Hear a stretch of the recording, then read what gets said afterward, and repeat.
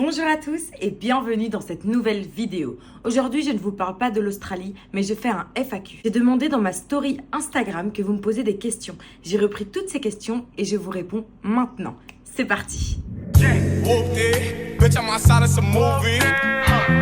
Blue cheese, I swear I'm addicted to blue cheese. I gotta stick to this paper like blue sleep. Bitch, I'm by my chicken like it's a two-piece. You can have your bitch back, she a groupie. She just swallow all my kids in a two-seat. J'ai lu toutes les questions que vous m'avez posées et il y a eu quelques questions où c'était plus ou moins les mêmes. Donc du coup, j'ai repris et on commence par la première question. Qu'est-ce qui t'a poussé à partir en Australie?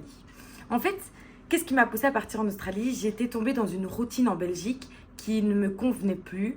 Donc j'avais arrêté mes études, j'avais trouvé un travail banal en tant que vendeuse. Et en fait, j'ai vu qu'au bout de quelques mois, ça me plaisait plus du tout. Et donc, je me suis dit, en fait, pourquoi pas partir? J'ai toujours voulu partir depuis toute jeune. Je disais que j'irais vivre à l'étranger, etc. Mais c'est vrai que c'est des paroles que je prenais moi-même pas au sérieux. Et du coup, en fait, j'y ai réfléchi. Avec mon chéri, on s'est informé sur les différents pays qui pouvaient nous accueillir, etc. en fonction des visas et tout. Et en fait, ce qui m'a réellement poussée, c'est changer totalement ma routine parce que la routine que j'avais en Belgique ne me plaisait plus du tout. Je voulais plus travailler, faire mes études, ça ne m'intéressait plus. Et le voilà du pourquoi je suis partie en Australie. Enfin, c'est ça en fait surtout qui m'a poussée à partir en Australie. Deuxième question. Quel est le budget avec lequel je suis partie? Du coup, je suis partie avec mon chéri, donc on est parti à deux. Donc, le budget avec lequel on est parti, avec combien d'argent? 5 000 €. À deux. Ok. On est parti avec 5 000 €, soit 7 500 $ australiens, quelque chose comme ça, à deux. Et donc, du coup, ça nous a permis d'acheter directement une voiture. Ça nous a permis de trouver un travail, de faire toutes les petites paperasses, de trouver un logement, de booker les hôtels avant d'arriver, etc. Donc, voilà, ça, c'était notre budget.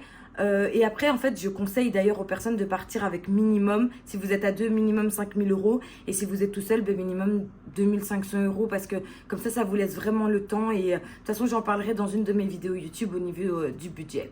Troisième question. Est-ce que je travaille ici en Australie? Alors oui, on travaille en Australie pour le moment dans un hôtel où on fait du housekeeping. Donc en gros, on clean les chambres et tout, on fait les check-out, on fait le service, etc.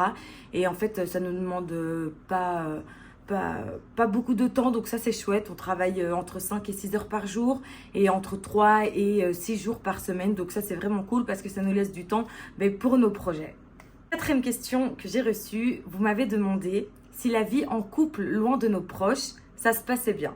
Et puis j'ai la chance, où je peux remercier, Dieu merci, j'ai la chance d'avoir un chéri avec qui je suis depuis 10 ans, avec qui je partage plein de moments, avec qui je m'entends super bien, où voilà, on a vraiment une très chouette relation et tout. Et d'ailleurs, j'encourage les couples à partir parce que c'est une expérience de ouf. En fait, c'est vraiment, c'est où ça passe, où ça casse. La prochaine question que j'ai reçue, vous m'avez demandé si des fois je ressentais de la solitude.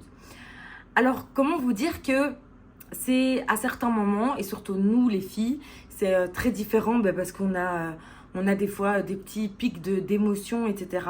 Mais me sentir seule au point de me dire oh, je dois retourner en Belgique, jamais. Parce que voilà, comme je vous ai dit précédemment, je suis partie avec mon chéri, donc c'est hyper différent, je suis pas partie toute seule. Donc du coup, c'est quand même mon réconfort, etc.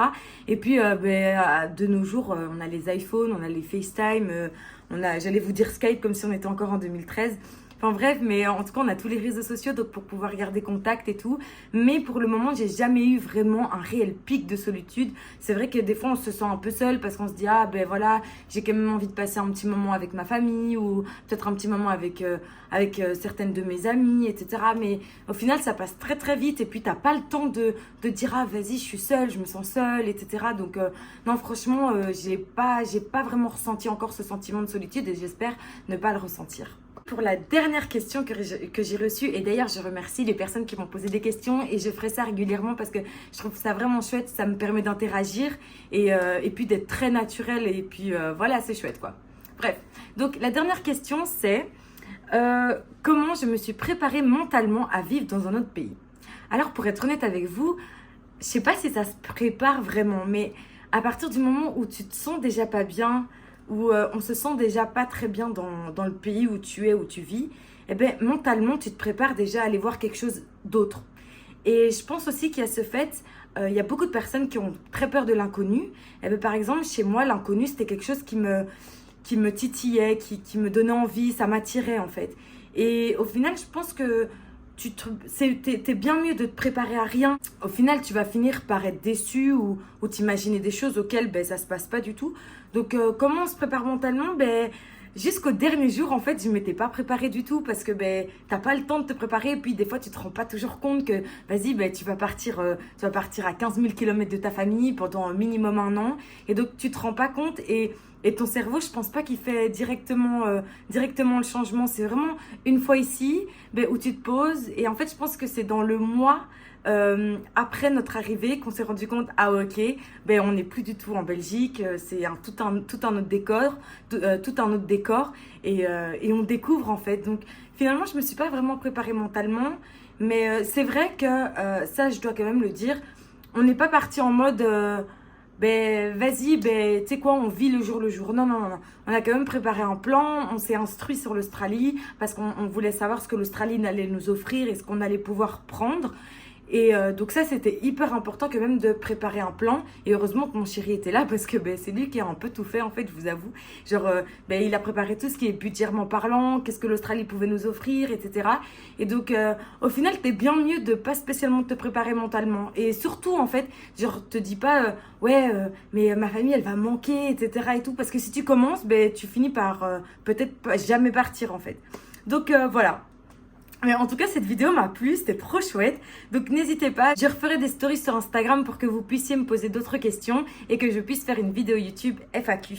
Donc j'espère que vous avez kiffé cette vidéo. Je vous invite à vous abonner, à liker, à commenter, à partager et tout ça. Je vous laisse mes réseaux sociaux et on se dit à bientôt. De nouveau moi. En fait, je me suis rendu compte qu'en faisant le montage de la vidéo, que pour la dernière question, ben, j'ai répondu très naturellement. Mais en fait... Oh my god, c'était quoi ça? Ah, I'm shocking.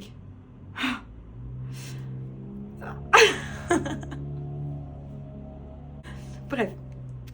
En fait, donc, je me suis rendu compte que je suis passée par plusieurs phases et surtout une grosse remise en question. Tous les jours, je me posais la question, mais en fait, ben, j'essayais de m'imaginer le fait d'être loin de mon cocon familial, loin d'être ma routine et surtout de passer le cap. Mais par contre, une chose qui était sûre, c'est que j'étais déterminée. Je voulais changer ma vie. Parce que c'est vraiment ça, c'est un changement de vie total. Je voulais plus travailler, les études ne m'intéressaient plus. Et je me suis dit, ok, en fait, à la limite, j'avais pas le choix. C'était vraiment ça que je m'étais mis dans la tête. Je me suis dit, mais en fait, t'as pas le choix et tu vas. Et puis... Et c'est vrai qu'il y avait cette sécurité qui me disait, de toute façon, si ça va pas, tu retournes. Et là, en fait, maintenant, l'objectif, c'est que même si ça va pas, tu retournes pas. C'est vraiment ça, l'objectif. Enfin, bon, voilà. Bon, allez, je vous laisse.